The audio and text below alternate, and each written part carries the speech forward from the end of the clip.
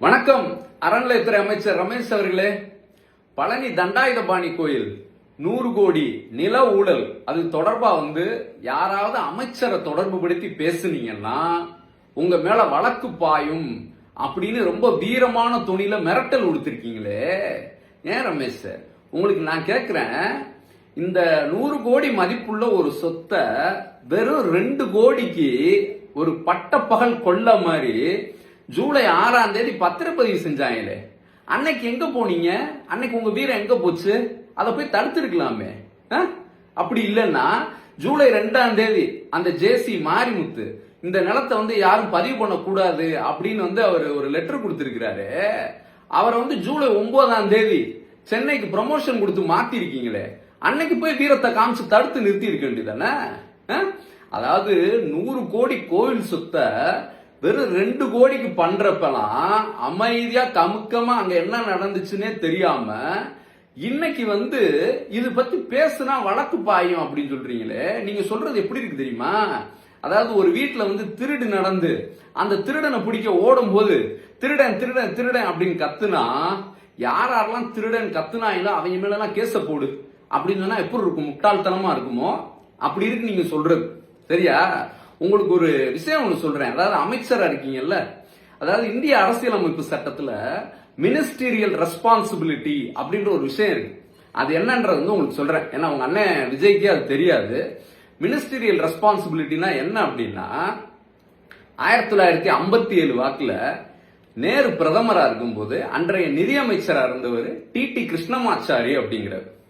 அவர் என்ன பண்றாரு, அவர் கீழே இருக்குல்ல எல்ஐசி, அந்த எல்ஐசியோட பணத்தை ஒரு 1.25 கோடி ரூபாய் எடுத்து தனியார் கம்பெனி முந்திரான்னு ஒரு கம்பெனி, அவங்களோட குரூப் ஆஃப் கம்பெனிஸ்ல இந்த பணத்தை எடுத்து முதலீடு பண்றாங்க. அரசு பணத்தை 1.25 கோடி எடுத்து முதலீடு பண்றாரு. இந்த விஷயம் யாருக்கு தெரிய வருதுன்னா, இந்திரா காந்தியோட கணவரா இருக்கிறாருல ஃபெரோஸ் காந்தி, அவருக்கு இந்த விஷயம் தெரிய வர நாடாளுமன்றத்துல கேள்வி எழுப்புறாங்க. இந்த மாதிரி எல்ஐசியோட பணத்தை எடுத்து தனியார் கம்பெனில இப்படி முதலீடு பண்ணி இருக்கிறாரு அமைச்சர் அப்படி. உடனே அமைச்சர் நிதியமைச்சர் டிடி கிருஷ்ணமாச்சாரி என்ன சொன்னாருன்னா, இதுக்கு நான் பொறுப்பு கிடையாது, செக்ரட்டரியா இருந்த எனக்கு பிரின்சிபல் செக்ரட்டரியா இருந்த ஹெச்எம் பட்டேலும் எல்ஐசி கமிட்டி இருந்துச்சு, அவங்களுக்கு தான் தெரியும், இது பத்தியெல்லாம் யாரும் பேசாதீங்க அப்படின்னு உங்களை மாதிரியே தான் பேசினார். நேரு என்ன பண்ணார் அப்படின்னா, எம்சி சாக்லா அப்படின்னு, அதாவது பாம்பேவோட ஹைகோர்ட்டோட முன்னாள் சீஃப் ஜஸ்டிஸா இருந்த எம்சி சாக்லாங்கிறவரோட தலைமையில ஒரு விசாரணை குழு அமைக்கிறார்.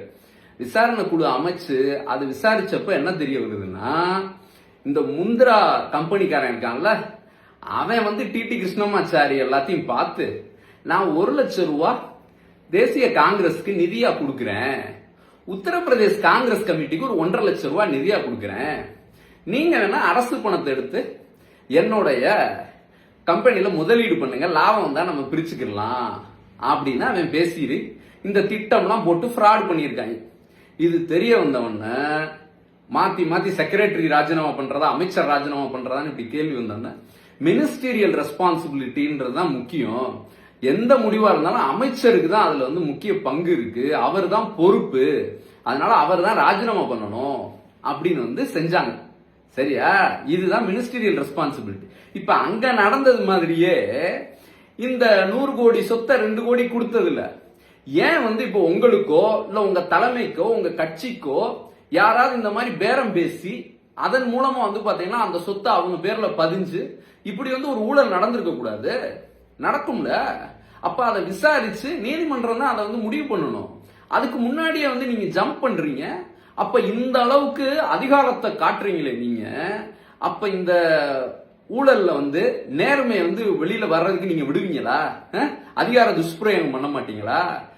உங்களுக்கு கீழே இருக்க துறை, அதே மாதிரி அவர் பேர் என்ன, பத்திரப்பதிவுத்துறை அமைச்சர் லோகேஷ் தமிழ்ச்செல்வன், இப்போ உங்க 2 பேருக்கு கீழே இருக்க துறையில இருக்க இதுல யாரெல்லாம் சம்பந்தப்பட்டிருக்காங்களோ அவங்களெல்லாம் நீங்க மிரட்ட மாட்டீங்களா? அப்ப அந்த அதுக்கு சாட்சிகள்ல இருக்கவங்கள அவங்களையும் மிரட்டுவீங்களே, அதிகார துஷ்பிரயோகம் பண்ணுவீங்களே. அப்ப அங்க நீதி எப்படி வெளியில வரும்? ஒரு கோயிலோட சொத்து 100 கோடி சொத்து இப்படி 2 கோடிக்கு போயிருக்கு. அப்ப அதுல உண்மையான குற்றவாளிகள் வரணும் அப்படின்னா பத்திரப்பதிவுத்துறை அமைச்சரும் அறநிலையத்துறை அமைச்சரும் நீங்க ராஜினாமா பண்ணீங்கன்னா தான் அது நேர்மையான முறையில விசாரணை நடக்கும். சரிங்களா? அதுல துணிச்சல் காட்டுங்க. நான் அதுல ராஜினாமா பண்ணிட்டு நான் வந்து குற்றமற்றவன் நிரூபிக்கிறேன் அப்படின்னு வீரத்தை காட்டணும். அதை விட்டுட்டு சும்மா வழக்கு போடுவேன் அப்படின்னு சீனை போடக்கூடாது. சரிங்களா? நன்றி.